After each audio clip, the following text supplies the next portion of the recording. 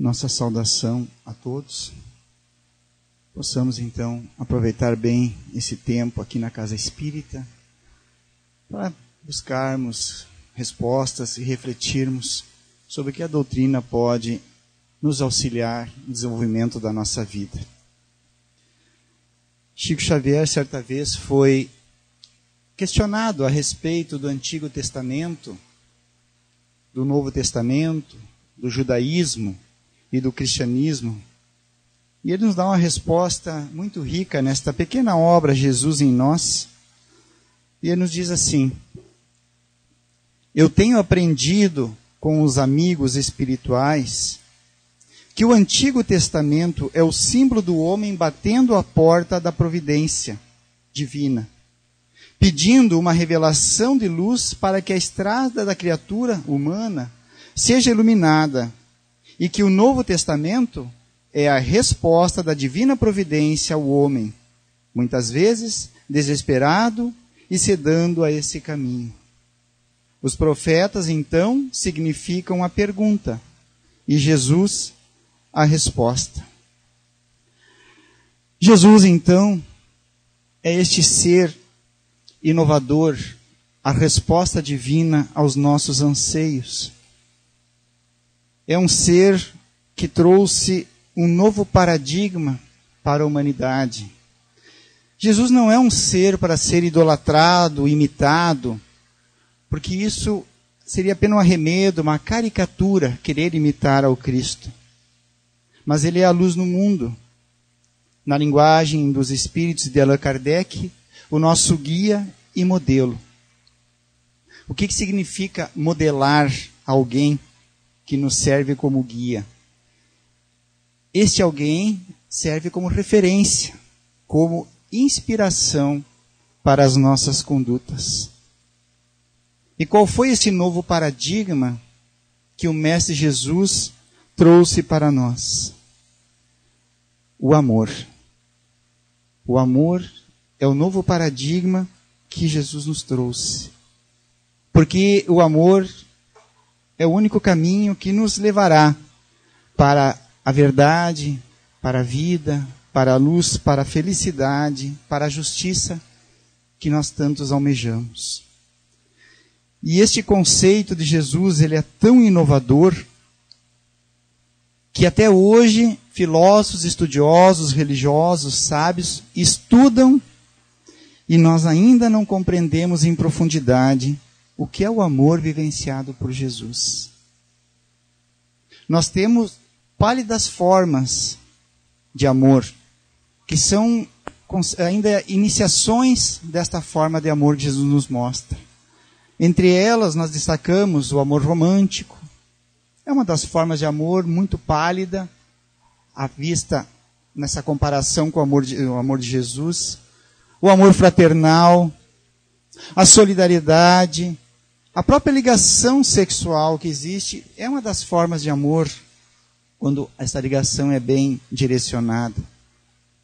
O próprio egoísmo que nós ainda temos dentro de nós, ainda nos remetendo aos tempos primários, não é propriamente ao amor, mas é uma forma de apenas nós começarmos a termos um princípio de auto-amor também. Então são formas de aprendizados para o ser que está numa caminhada evolutiva. Porque à medida que nós vamos evoluindo, o ser humano vai evoluindo, este amor vai se transubstanciando. Ele começa a preencher espaços que até então nós preenchíamos com outras coisas, normalmente coisas temporárias, coisas efêmeras.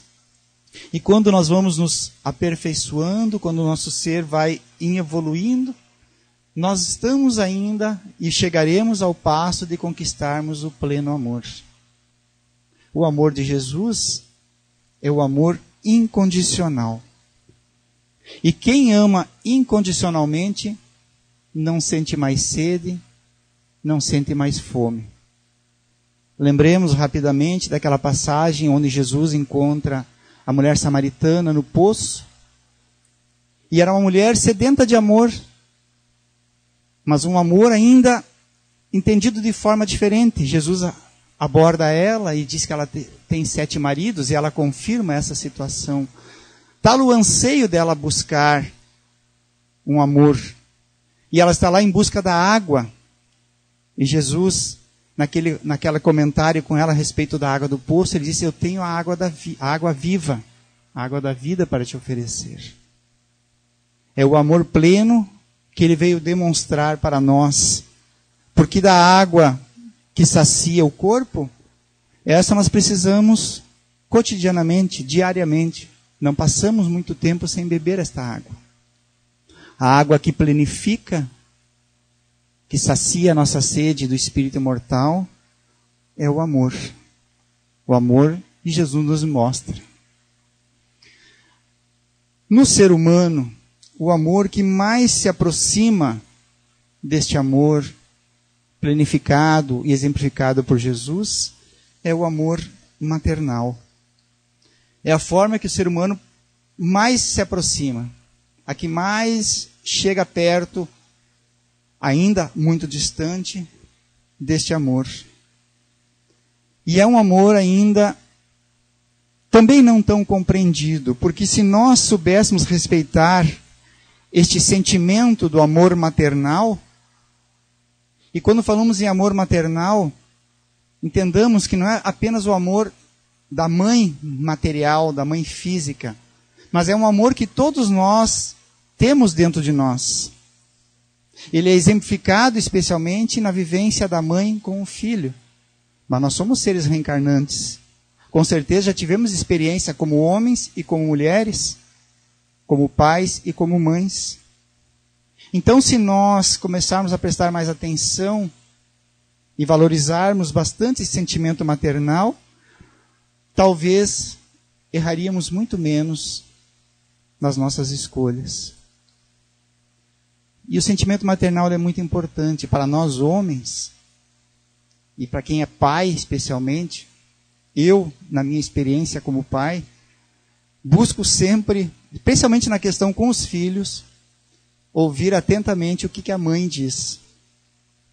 Porque o sentimento da mãe é algo que às vezes o homem especialmente não percebe. Mas a mãe consegue identificar coisas no filho, na filha, que o homem não percebe. Também, valorizando esse sentimento, nós pensaríamos que todas as desventuras que cometemos na nossa vida e que nos acarreta, que nos fere, com certeza fere muito mais a mãe que nos gerou, no caso a mãe física.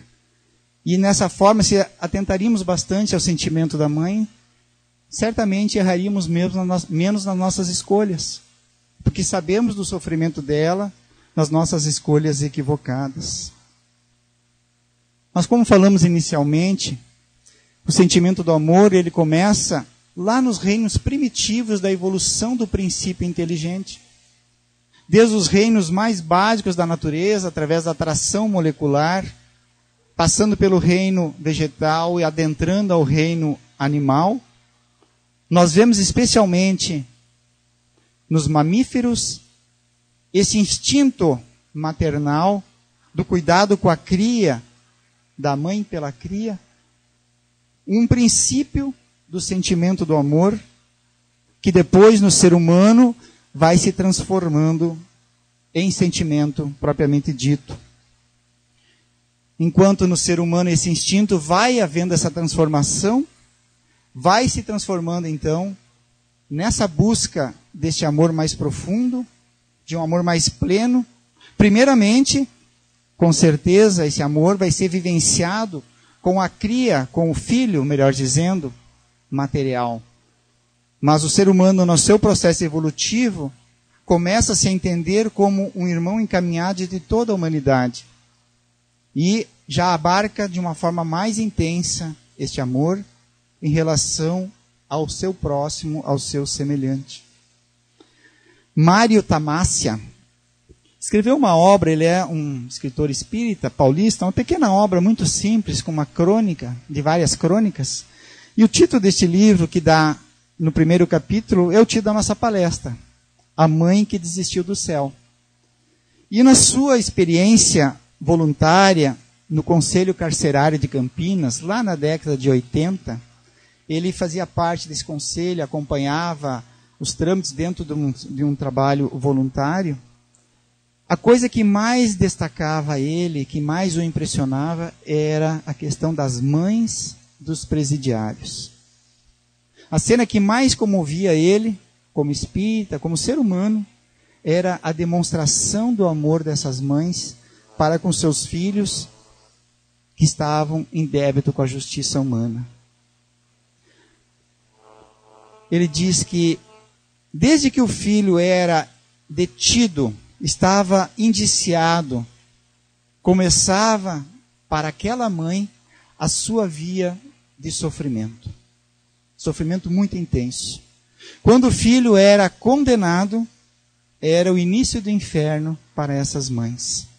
O auge da agonia. Nas palavras dele, o começo da morte. Tal a dor das mães que viam seus filhos serem presos. Mas este amor não a esmorecia. Davam a ela uma tenacidade, um determinismo impressionante para o ser humano. Elas iam, suportavam humilhações, dificuldades. Elas buscavam andar por todos os corredores da justiça, nas portas dos presídios, procurando de alguma forma participar daquele processo onde o seu filho estava sendo encarcerado. E nesta luta enfrentavam carcereiros, juízes, advogados, delegados, com unhas e dentes, procurando defender os seus filhos, procurando conseguir algum benefício para seus filhos. Algumas mães dessas, analfabetas, mas praticamente todas analfabetas do sistema judiciário, buscavam, dentro dos seus recursos mínimos, conhecer processos judiciais, leis, recursos jurídicos, liberdade condicional, código penal, coisas que estavam muito além da sua humilde capacidade compreensiva. Era uma busca de auxiliar aquele filho. Chico Xavier, certa vez voltando da visita de um presídio, ele fazia frequentemente essa visita aos apenados. E uma pessoa, quando ele voltou, perguntou para ele: Chico, você que tem uma vidência tão grande, deve ter enxergado muito obsessor junto aos apenados, aos presos. E ele disse: não, muito pouco obsessor, quase nenhum obsessor. Mas como? Não, lá eu enxerguei muitas mães desencarnadas. Porque o obsessor já fez o que queria, conseguiu botar a sua vítima, o seu algoz, aquele que estava atentando, no presídio, convidando, incentivando ao crime. Agora as mães estão lá para tentar consolar seus filhos, as mães desencarnadas, para consolar os seus filhos. Mário Tamásia diz que certa vez foi conversar com uma velhinha, uma senhora fraca, pálida, que demonstrava às vezes uma idade maior do que ela tinha efetivamente. E ela ia todos os dias no presídio. E ele foi perguntar para ela: você mora longe? E ela disse: não, eu moro pertinho da cadeia. Só moro a 20 quilômetros daqui. Mas como a senhora vai e vem todos os dias de lá? Ah, nós somos muito pobres. Então eu venho e vou a pé todos os dias à porta do presídio. E ela vinha todos os dias, e sabemos que não é possível adentrar todos os dias, ao dia específico, mas o consolo dela era ficar mais próximo do filho, nem que fosse fora das portas do presídio, para tentar de alguma forma sentir, se aproximar, auxiliar daquele filho que havia cometido o delito. As mães olham para seus filhos como Jesus olha para nós. Quando nós enxergamos, no caso da história, alguém que está no presídio, cometeu assassinatos, nós enxergamos como um criminoso, nós com o olhar comum. Jesus e a mãe olham com os olhos do futuro, com o vir a ser desse espírito que hoje sim errou, mas com o potencial que ele tem dentro dele. Não como um criminoso, mas com o que ele virá a ser. E Jesus, quando olha para nós, ele não enxerga os nossos defeitos, sabe que nós temos defeitos, mas ele busca em nós aquelas virtudes, às vezes ainda em semente, às vezes muito pequenas, e procura nos estimular através dos amigos espirituais, das vivências, para que nós desenvolvamos essas virtudes. Assim as mães fazem com seus filhos. Lembremos que quando Jesus, no livro Há 2000 anos, encontrou com Públio Lentulus, que depois veio a ser Emmanuel, mentor de Chico, ele fala que não estava conversando com o senador romano, arrogante e orgulhoso, mas estava vendo o espírito em potencial que era Públio Lentulus naquele momento, e todo o trabalho que ele teria nas suas futuras reencarnações, nas suas evoluções, e hoje conhecemos esse espírito como Emmanuel, o nosso benfeitor do mundo espiritual. A mãe que desistiu do céu. Mário Tamassia conta nesse primeiro capítulo do livro uma historinha, uma fábula, uma parábola, mas que bota bem esse sentimento de amor. Conta-se que certa mãe, que viveu de forma muito santa, muito justa, morreu, desencarnou e foi para o céu. Podemos dizer na linguagem espírita, nas camadas superiores da espiritualidade. Num lar, no mundo espiritual bem equilibrado, onde os espíritos que cumpriram com sua missão têm o direito, têm os méritos de entrar. Lá ela foi recebida de forma muito carinhosa, porque toda a sua atitude na vida inteira foi de uma nobreza profunda. Então era um local aprazível, de muita paz, onde certamente todos nós gostaríamos de estar, e certamente estaremos em algum momento da nossa jornada evolutiva. Mas essa mãe se mostrava inquieta nesse local tão aprazível, até que alguém veio perguntar para ela por que ela estava assim, inquieta e ansiosa. E esta mãe então pergunta: onde está o Ditinho, o meu filho? Meu filho que morreu bem antes de mim, que eu gostaria de encontrá-lo. Onde se encontra o Ditinho? E este amigo espiritual chegou a ela e disse, de uma forma muito discreta: olha, o Ditinho não está em condições de vir ainda para esse local. Está numa situação de aprendizado.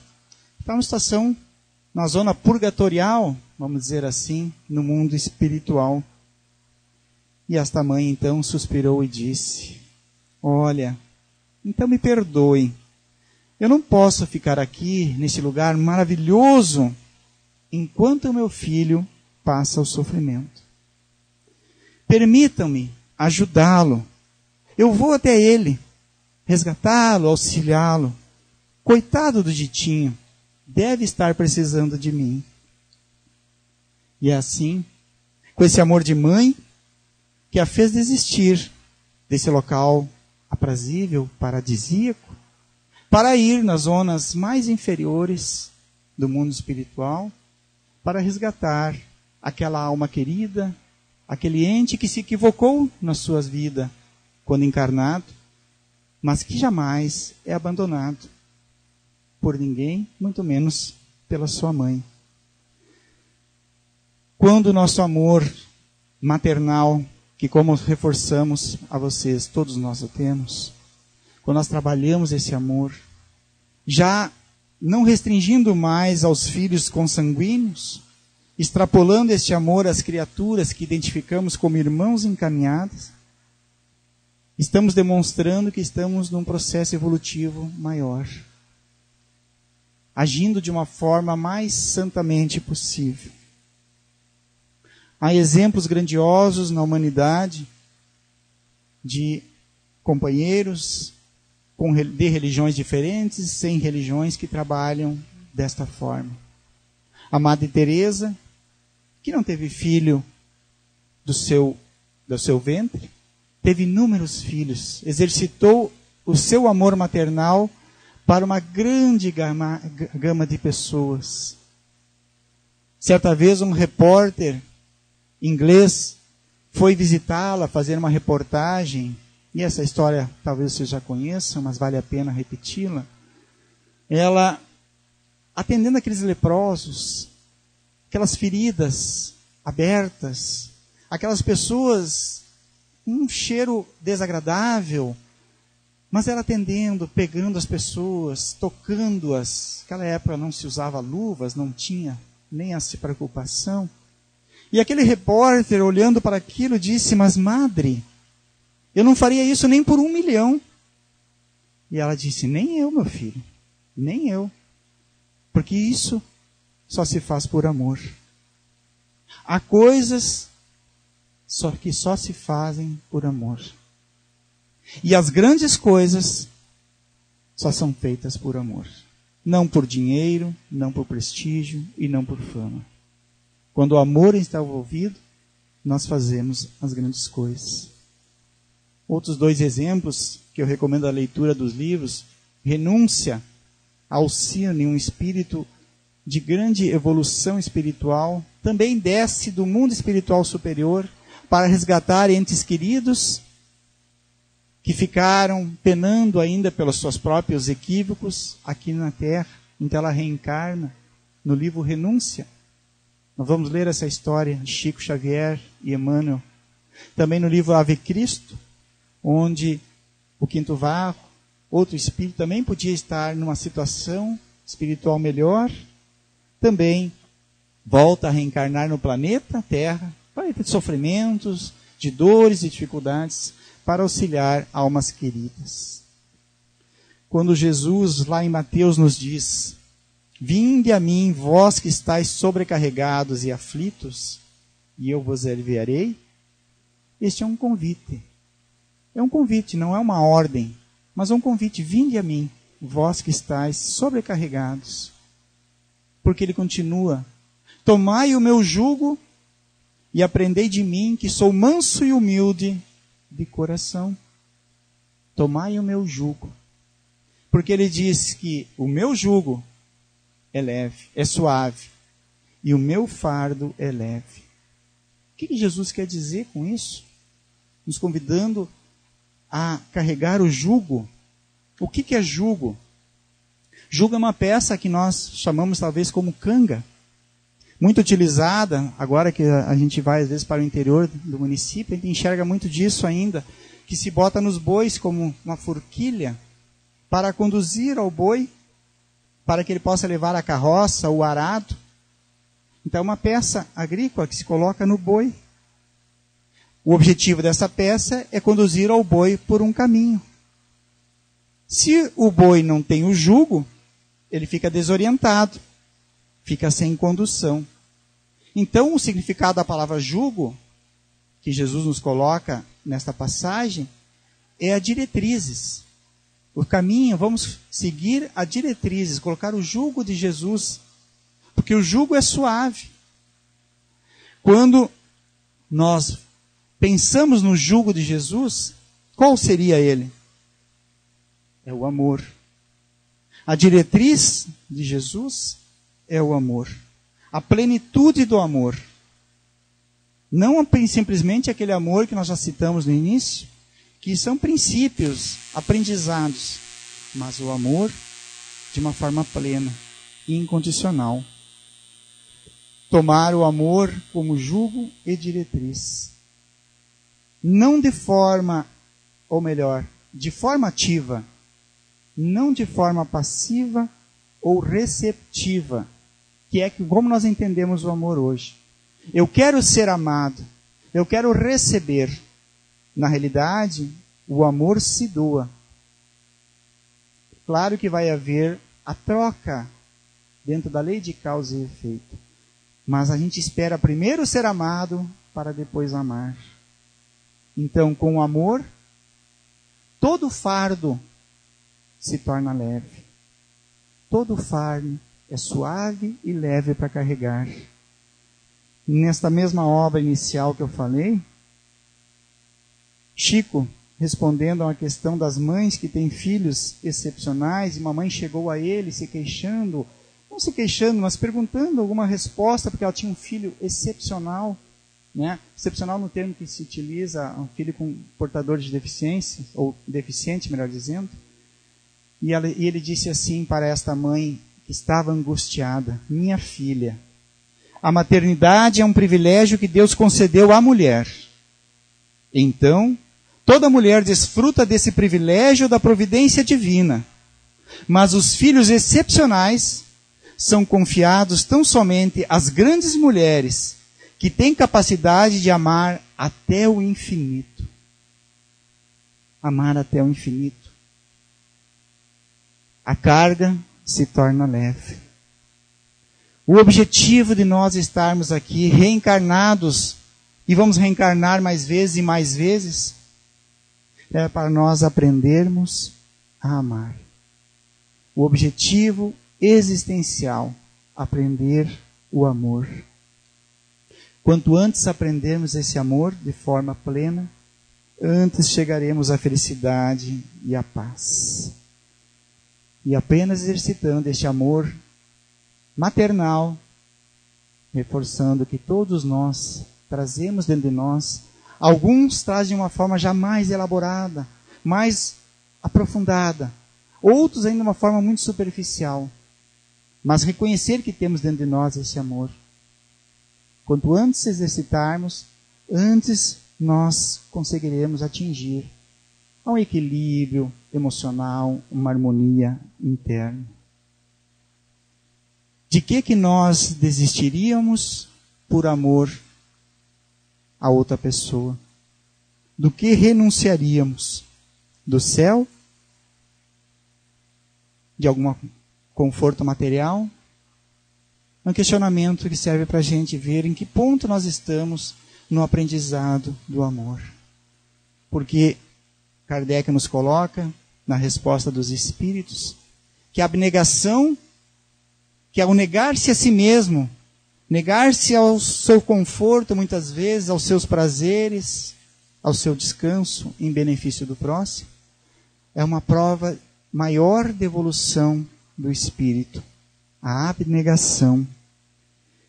E para nós encerrarmos, uma frase da Madre Teresa, que nos diz assim: para mostrar nosso amor por Deus e pelo próximo, não precisamos fazer grandes coisas. É a quantidade de amor que colocamos naquilo que fazemos que torna bonita aos olhos de Deus a nossa oferenda. Então a gente quer, eu não posso fazer grandes coisas, então não faço nada. Às vezes se faz grandes coisas olhando do ponto de vista material e externo, mas sem amor. Então é melhor fazermos pequenas coisas cheios de amor do que grandes coisas com quase amor nenhum. Que a lição de Madre Teresa, de todos os espíritos que colocamos, de Emmanuel, de Chico, possam nos servir de caminho, de luz, de farol, para nos mostrar que todos nós temos a capacidade de amar da forma plena, indiscriminada e atingindo a todos. Que Jesus nos ampare, que os bons espíritos nos estimulam a não desistirmos nos primeiros percalços dessa caminhada, cujos passos estamos dando primeiramente agora. E demorará muito mais. Mas chegaremos lá, com certeza, se nós não desistirmos no meio do caminho. Muito obrigado pela paciência e atenção de todos, e que Jesus ampare a todos nós.